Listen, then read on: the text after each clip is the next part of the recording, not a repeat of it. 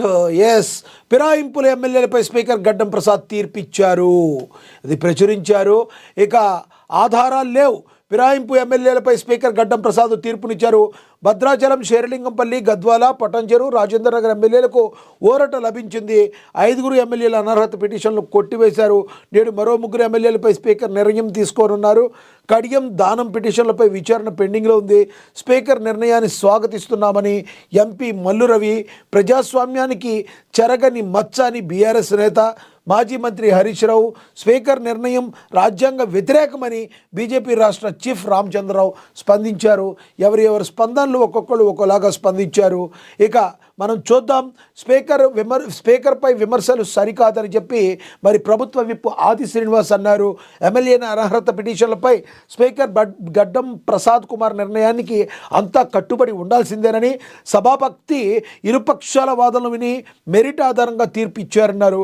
Speaker పైన BRS ఎమ్మెల్యేలు వ్యక్తిగత విమర్శలు చేయడాన్ని తీవ్రంగా ఖండిస్తున్నామని, బీఆర్ఎస్ పార్టీ కూడా ఫిరాయింపులపై మాట్లాడటం ఆశ్చర్యాన్ని కలిగిస్తుందన్నారు.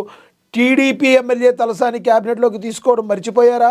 కాంగ్రెస్ ఎమ్మెల్యే సబితా ఇంద్రారెడ్డిని మంత్రివర్గంలోకి తీసుకున్న విషయం మర్చిపోయారా? 10 ఏళ్లలో 39 ప్రతిపక్ష పార్టీల ఎమ్మెల్యేలను బీఆర్ఎస్లో చేర్చుకోవడం మర్చిపోయారా? గత 10 ఏళ్లలో ఫిరాయింపులపైన ప్రతిపక్షాలు ఫిర్యాదు చేసినా స్పీకర్లు పట్టించుకోలేదు. ఫిరాయింపులపైన మాట్లాడుతున్న కుత్బుల్లాపూర్ ఎమ్మెల్యే వివేక కూడా టీడీపీ నుంచి బీఆర్ఎస్లోకి ఫిరాయించిన వాడే అని ఆది శ్రీనివాస్ ఒక రకంగా ఫైర్ అయ్యారు. మరి బీఆర్ఎస్ పార్టీ కూడా ఒకటి అర్థం చేసుకోవాలి.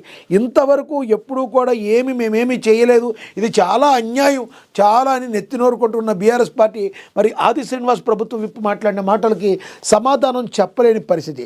కానీ అయినా కూడా ఇది కరెక్ట్ కాదని అడ్డంగా మాట్లాడే వాళ్ళు ఉంటారు. కానీ ఏది ఏమైనప్పటికీ కూడా speaker decision is final. Merit ఆధారంగా గడ్డం ప్రసాద్ కుమార్ తన తీర్పునిచ్చారని చెప్పి కాంగ్రెస్ శ్రేణులు చెప్తున్న మాట. ఇక నేను పార్టీ మారలేదు, కడియం శ్రీహరి. స్పీకర్ గడ్డం ప్రసాద్ కుమార్ నోటీసులపై స్టేషన్ గన్పూర్ ఎమ్మెల్యే కడియం శ్రీహరి స్పందించారు. బుధవారం స్పీకర్కు లిఖితపూర్వకంగా వివరణ ఇచ్చారు. తాను కాంగ్రెస్లో చేరలేదని స్పష్టం చేశారు. పార్టీ మారేననేది వచ్చిన అబద్ధమని పేర్కొన్నారు. కావాలనిపై తనపై బురద జల్లుతున్నారని ఆవేదన వ్యక్తం చేశారు మరి కడియం శ్రీహరి. ఇక మనం చూద్దాం. మనకి తెలుసు మాజీ మంత్రి మరి హరీష్ రావు ఏ విధంగా స్పందించారో చూద్దాం. రాజ్యాంగాన్ని కాంగ్రెస్ పరిహాసం చేసిందని బీఆర్ఎస్ నేత మాజీ మంత్రి హరీష్ రావు ధ్వజమెత్తారు. కాంగ్రెస్ పార్టీ రాజ్యాంగంపై ఢిల్లీలో ఒక మాట, తెలంగాణలో మరొక మాట మాట్లాడుతుందని, రాజ్యాంగంపై రాహుల్ నినాదం తెలంగాణలో వర్తించదా అని ప్రశ్నించారు. స్పీకర్ నిర్ణయంతో కాంగ్రెస్ ద్వంద్వ విధానం బట్టబయలుదేరిందన్నారు. ఢిల్లీలో రాజ్యాంగం పరిరక్షణపై మాట్లాడే కాంగ్రెస్ రియల్ ఫేస్ తెలంగాణలో స్పీకర్ తీర్పులో బయటపడిందన్నారు. రాజకీయ లబ్ధి కోసం రాజ్యాంగ సంస్థలను కూడా దిగజార్చడం సీఎం రేవంత్ రెడ్డి నేతృత్వంలో కాంగ్రెస్ ప్రభుత్వానికే చెల్లిందన్నారు.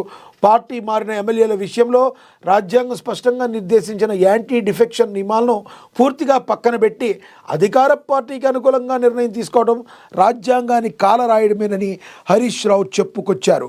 మరి హరీష్ రావు గారు మరి ఏదైతే స్పీకర్ పై విమర్శలు సరికాదని ఆది శ్రీనివాస్ ప్రభుత్వ విప్ ఎవరైతే ఉన్నారో ఆయన సంధించిన ప్రశ్నలకి మీ దగ్గర సమాధానం ఉందా? మీరు కేవలం మరి రాహుల్ గాంధీ మీద విమర్శలు చేయడానికి, కాంగ్రెస్ పార్టీ మీద విమర్శలు చేయడానికి అయితే చేస్తున్నారు. కానీ మరి మీరు ఎప్పుడో టీడీపీ ఎమ్మెల్యే తలసాని క్యాబినెట్లోకి తీసుకోవడం, కాంగ్రెస్ ఎమ్మెల్యే సబితా ఇంద్రారెడ్డిని మంత్రివర్గంలోకి తీసుకోవడం, 10 ఏళ్లలో 30 మంది ప్రతిపక్ష పార్టీ ఎమ్మెల్యేలను బీఆర్ఎస్లో చేర్చుకోవడం, మరి గత 10 ఏళ్లలో ఫిరాయింపు ప్రతిపక్షాలు చేసిన స్పీకర్లు పట్టించుకోలేదని వీటన్నిటికీ కూడా మరి మీరు సమాధానం చెప్పాల్సి ఉంది. వీటికి సమాధానం చెప్పకుండా ఇప్పుడేదో మరి బురద జల్లే కార్యక్రమాన్ని చేస్తే ఇది కరెక్ట్ కాదు అని విశ్లేషకులు సైతం చెప్తున్న పరిస్థితిని మనం గమనించవచ్చు. ఇక నెక్స్ట్ ఏం ప్రచురించారో చూద్దాం.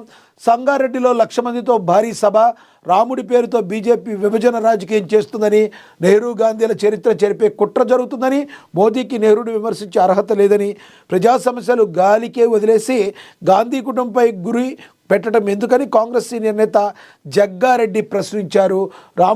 ఇక సంగారెడ్డి జిల్లాలో 1,00,000 మందితో భారీ బహిరంగ సభ జరగబోతున్నట్లుగా జగ్గారెడ్డి అయితే పేర్కొనడం జరిగింది. ఇక హైదరాబాద్కు చేరుకున్న రాష్ట్రపతి ద్రౌపది ముర్ము 5 రోజులు విడిది కోసం రాక హక్కింపేట ఎయిర్పోర్ట్లో స్వాగతం పలికిన గవర్నర్, మంత్రులు ఇది కూడా ప్రచురించారు. ఇక మనం చూడొచ్చు. పల్లెల్లో కాంగ్రెస్ ప్రభంజనం 3వ విడతలోనూ ఘన విజయం. సీఎం రేవంత్ ప్రజాపాలన గ్రామీణ ప్రజల పట్టం. టీపీసీసీ అధ్యక్షుడు ఎమ్మెల్సీ మహేష్ కుమార్ గౌడ్ మరి హర్షాన్ని వ్యక్తం చేశారు. మనకు తెలుసు